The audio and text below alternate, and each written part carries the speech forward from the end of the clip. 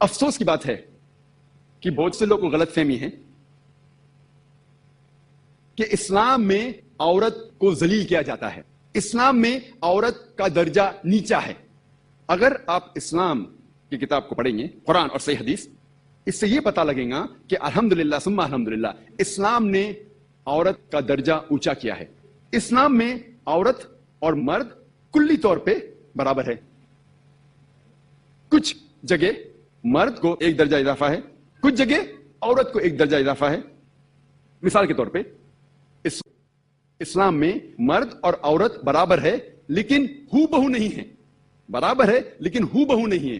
اللہ سبحانہ و تعالیٰ نے مرد اور عورت کو فزیولوجیکلی الگ قسم کا بنایا ہے، بایولوجیکلی الگ قسم کا بنایا ہے، مینٹلی الگ قسم کا بنایا ہے، depending upon the physiological make up, biological make up, medical make اپ۔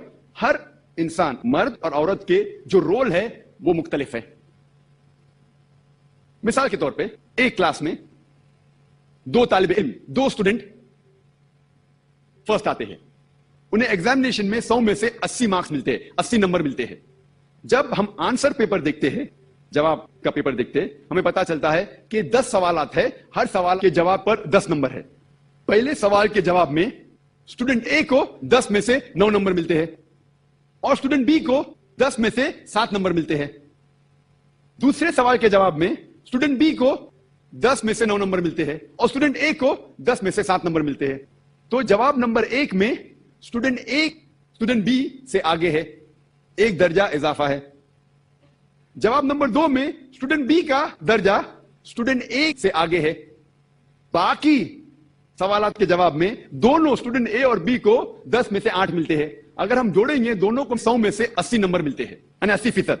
لیکن جواب نمبر 1 میں اے آگے ہے، اسٹوڈنٹ اے آگے ہے، جواب نمبر بی میں اسٹوڈنٹ بی آگے ہے، باقی جوابوں میں دونوں برابر ہے۔ اسی طریقے سے اسلام میں عورت اور مرد کا درجہ برابر کا ہے، لیکن کس مقام پہ، کس چیز میں آدمی کا ایک درجہ آگے ہے، کس چیز میں عورت کا۔ مثال کے طور پہ اگر میرے گھر میں ایک چور آتا ہے اور چور گھس جاتا ہے میرے گھر میں نہیں کہوں گا کہ میں وومن رائٹس میں مانتا ہوں، میں مانتا ہوں کہ خواتین اور مرد ایک دم یکساں ہے، میں نہیں کہوں گا میری بیوی سے، میرے بیٹی سے جا کے چور کا مقابلہ کرو، کیونکہ میں جانتا ہوں کہ اللہ سبحانہ و تعالیٰ نے آدمی کو فزیکلی اسٹرانگر بنایا ہے اور طاقتور بنایا ہے۔ اور یہ قرآن مجید کی آیت ہے، سورہ نساء کی سورہ نمبر 4 آیت نمبر 34، کہ اللہ سبحانہ و تعالیٰ نے مرد کو فزیکلی اور طاقتور بنایا ہے۔ تو طاقت میں مرد کا ایک درجہ اونچا ہے، جہاں تک کہ والدین کا ساتھ دینا ہوتا ہے، کمپینین شپ، لو، عزت، اس میں جیسے کہ میں نے کہا والدہ کو 3 گنا والد سے زیادہ درجہ ہے، اس کے اندر عورت کا درجہ آدمی سے زیادہ ہے۔ اسی طریقے سے اگر ہم کلی طور پہ دیکھیں گے اسلام میں عورت اور مرد برابر کے ہیں، کچھ چیز میں ایک درجہ مرد کا آگے، کچھ چیز میں خواتین کا ہے۔ اگر آپ میری کیسٹ دیکھیں گے وومن رائٹس ان اسلام، خواتین کے حقوق، اس میں اس کا تذکرہ کیا گیا ڈیٹیل کے اندر۔